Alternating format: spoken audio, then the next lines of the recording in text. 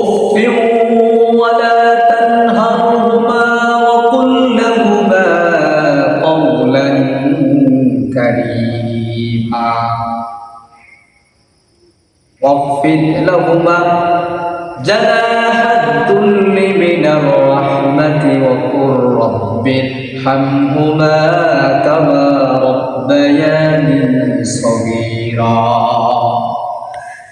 আল্লাহ রাব্বুল কারীম তোমার পিতা মাতার প্রতি সদা সর্বদা সৎ ব্যবহার করতে বলেছেন। পিতা মাতার প্রতি যখন আপনি সৎ ব্যবহার করবেন, ভালো ব্যবহার করবেন, আল্লাহ পাক রব্বে কারীম সেই বান্দাকে বেশি ভালোবাসবে। কারণ আল্লাহ পাকের রাসূল সাল্লাল্লাহু আলাইহি সাল্লাম বললেন,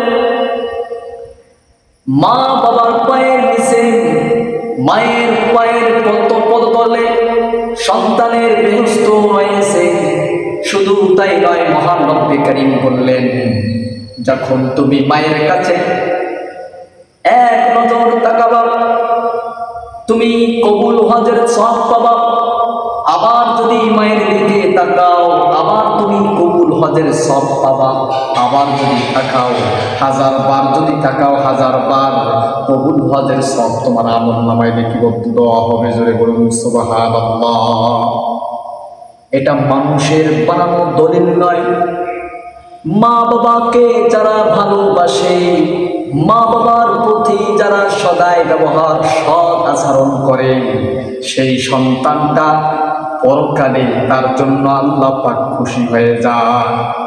শুধু তাই নয়, মা বাবাকে যারা স্নেহ ভালোবাসা করে, সম্মান করে, মা বাবার দোয়া যারা অর্জন করতে পেরেছে, ভবিষ্যতে তারা আব্দুল কাদের জিলানী হয়েছে, ভবিষ্যতে তারা বাইজিদ বোস্তামির মতো আল্লাহ ওয়ালা হয়েছে। এজন্য মা বাবার খেদমত যদি আপনি আমি করি, জনম দুঃখিনী মা তোমারে এত আদর যত্ন করে তোমারে লালন পালন করিল, মা বাবাকে তুমি ভুলে যেও না।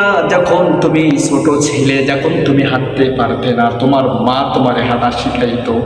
যখন তুমি চলতে পারতে না, মা তোমারে হাত ধরে তোমারে চলা শিখাইতো।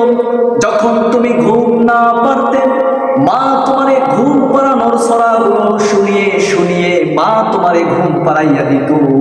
সেই মা তুমি যখন প্রস্রাব করে দিতে, প্রস্রাব করার জায়গায় মা নিজে না শুয়ে তোমার এই শুকনো জায়গায় শুয়ে ওই প্রস্রাব করা জায়গায় মা শুয়েছিল। আর এই জনম দুঃখিনী মাকে তুমি ভুলে যাও, আর এই জনম দুঃখিনী মায়ের কথা ভুলে যাও, জনম দুঃখিনী বাবার কথা ভুলে যাও। যে মা বাবা তোমারে ঢাল হিসাবে ব্যবহার করে, তোমারে ছোট থেকে লালন পালন করলো, আর বড় হয়ে যখন তুমি কিছু টাকাওয়ালা হয়ে যাও, বড় হয়ে যখন তুমি কিছু লালন পালন হও, তখন তুমি মারে ভুলে যাও। এটা তোমার বদমাশি, এটা তোমার শয়তানি। কথা বলে ঠিক কিনা? কথা